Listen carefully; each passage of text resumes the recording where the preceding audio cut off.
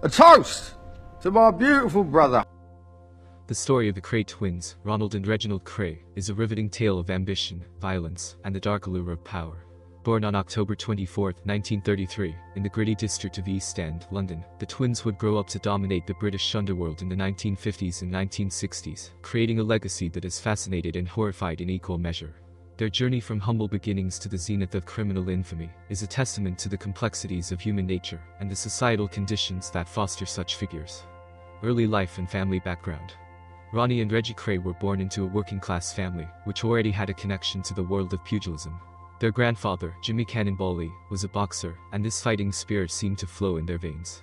The twins were inseparable from a young age, often getting into scraps and showing a penchant for violence that would characterize their later years.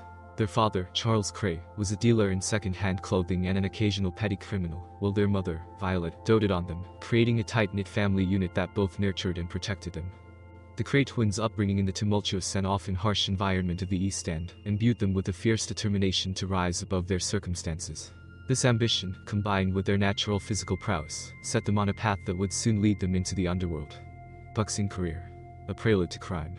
Before their descent into the criminal underworld, the Kray twins tried their hands at professional boxing, following in their grandfather's footsteps. Both showed promise, with Reggie being particularly skilled. Their boxing careers were short-lived, however, as their violent tendencies outside the ring frequently got them into trouble. The discipline and structure of boxing provided a temporary outlet for their aggression, but it was clear that the twins were destined for a different kind of notoriety. Their boxing endeavors did not go unnoticed, and they began to gain a reputation in the East End, not just for their prowess in the ring, but also for their willingness to use violence to settle disputes. This reputation would serve them well as they transitioned into more overtly criminal activities. The birth of the Kray Empire. In the early 1950s, the Kray twins embarked on their criminal careers in earnest. They started small, running protection rackets and engaging in armed robberies. Their brutal efficiency and willingness to use extreme violence to achieve their ends quickly set them apart from other criminals. By the mid-1950s, they had established themselves as the dominant force in the East End's criminal underworld. One of their first significant ventures was the Regal, a nightclub they opened in 1954. This establishment served as both a legitimate business and a front for their illegal activities. It was here that they began to rub shoulders with celebrities, politicians, and other influential figures, a connection that would prove crucial to their rise. The twins' charm and charisma made them popular among London's elite, who were often unaware or willfully ignorant of the darker aspects of their hosts' lives. As their influence grew, so did their empire. The Krays expanded their operations to include gambling, prostitution, and drug trafficking. They also began to acquire legitimate businesses, further blurring the line between their criminal activities and their public personas as successful entrepreneurs. Reign of Terror. The height of their power. The 1960s marked the peak of the Kray twins' power and influence. Their control over the East End was nearly absolute, and they had extended their reach into the West End, where they owned and operated several nightclubs and casinos. Their ability to intimidate and manipulate both the criminal underworld and legitimate society was unparalleled. The twins were masters of public relations, cultivating an image of themselves as businessmen and club owners, rather than mere thugs. They were often photographed with celebrities, attended high-profile events, and were even known to mingle with members of parliament. This veneer of respectability provided them with a degree of protection, as many were reluctant to cross them for fear of retribution. Despite their polished public image, the Krays' reign was marked by extreme violence and ruthless enforcement of their rule. They were known to torture and murder those who crossed them, often making examples of their enemies to instill fear in others. Two of the most infamous murders associated with the Kray twins were those of George Cornell and Jack the Hat McVitie. Cornell, a member of a rival gang, was shot by Ronnie Kray in 1966 at the Blind Beggar pub in Whitechapel. This brazen killing in a public place was a clear message to anyone who dared challenge the Krays' authority. McVitie's murder in 1967 was even more gruesome. After failing to carry out a hit ordered by the twins, McVitie was lured to a party where he was brutally stabbed to death by Reggie Kray. This murder would later prove to be a turning point in the twins' fortunes. The beginning of the end. The very factors that contributed to the Krays' rise would also lead to their downfall. Their notoriety and the public nature of their crimes drew increasing attention from law enforcement. Detective Superintendent Leonard Nipper Reid of Scotland Yard was assigned the task of bringing the twins to justice. Reid's dogged determination and methodical approach to gathering evidence would eventually pay off. By the late 1960s, the tide was turning against the Krays. Their empire, built on fear and intimidation, began to crumble as former associates and victims started to cooperate with the police. The walls were closing in, and in 1968, the Cray twins were finally arrested and charged with a litany of crimes, including the murders of Cornell and McVitie.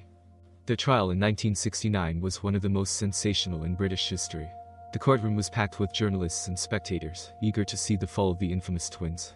After a lengthy trial, Ronnie and Reggie Cray were convicted of murder and sentenced to life imprisonment, with the recommendation that they serve a minimum of 30 years. This effectively ended their reign of terror and marked the demise of their criminal empire. Life behind bars and legacy. The Cray twins spent the rest of their lives in prison, although they remain figures of public fascination. Ronnie, diagnosed with paranoid schizophrenia, was committed to Broadmoor Hospital, a high-security psychiatric facility, where he died of a heart attack in 1995. Reggie was held in various prisons until his release on compassionate grounds in 2000 due to terminal cancer. He died shortly after. Despite their brutal crimes, the Crays have been romanticized in popular culture. Books, films, and documentaries have portrayed them as complex anti-heroes, a testament to society's enduring fascination with the dark glamour of gangster life. The 1990 film The Crays, starring brothers Gary and Martin Kemp, and the 2015 film Legend, starring Tom Hardy as both twins, are just two examples of how their story continues to captivate audiences. Analyzing the Cray phenomenon. The rise and fall of the Cray twins offer a unique lens through which to examine broader societal issues. Their story is not just one of individual criminality, but also a reflection of the post-war social environment in which they thrived. The Crays emerged during a time of significant social change in Britain, when the rigid class structures were being challenged, and the old order was being upended.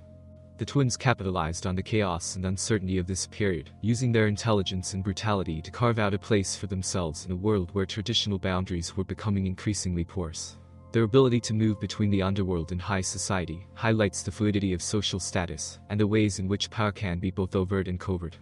Moreover, the Cray story underscores the role of media and public perception in shaping the legacy of criminal figures. The twins were adept at manipulating their image, and their notoriety was as much a product of their own actions as it was of the media's fascination with their lives. This interplay between crime and celebrity continues to be relevant today, as modern society grapples with the allure of infamy and the often blurred line between villain and anti-hero. The cautionary tale. The tale of the Cray twins serves as a powerful reminder of the consequences of unchecked ambition and the corrupting influence of power. Their rise from the streets of the East End to the heights of criminal notoriety was built on a foundation of violence and intimidation, and their eventual downfall was inevitable. Yet, the Cray story is also a cautionary tale about the seductive nature of the criminal lifestyle and the ways in which society can both create and destroy its own monsters. The legacy of Ronnie and Reggie Cray is a complex one, marked by both fascination and revulsion, a duality that ensures their place in the annals of British history. Their lives were a testament to the extremes of human behavior, embodying the thin line between success and infamy. In examining their story, we are reminded of the enduring human fascination with the darker aspects of existence, and the ways in which individuals can shape and be shaped by the world around them.